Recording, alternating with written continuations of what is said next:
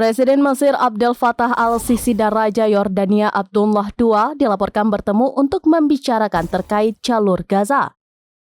Kedua negara tersebut bersatu membela Gaza dan menolak pemindahan paksa warga Palestina. Kedua pemimpin tersebut akan membantu membangun Gaza tanpa mengusir rakyat Palestina dari tanah mereka.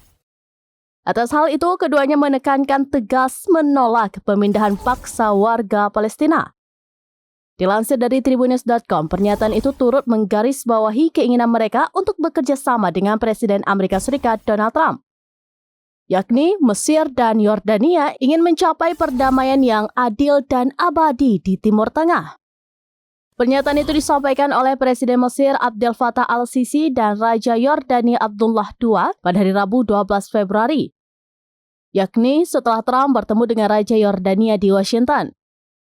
Sebagai informasi, Mesir dan Yordania telah menjadi garda terdepan dalam upaya diplomatik Arab untuk menentang rencana Trump yang ingin memindahkan warga Palestina dari Gaza ke wilayah mereka.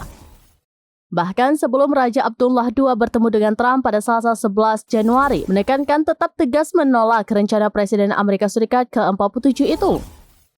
Namun saat itu Trump mengatakan akan menghentikan bantuan terhadap Mesir dan Yordania jika menolak menerima pengungsi Palestina.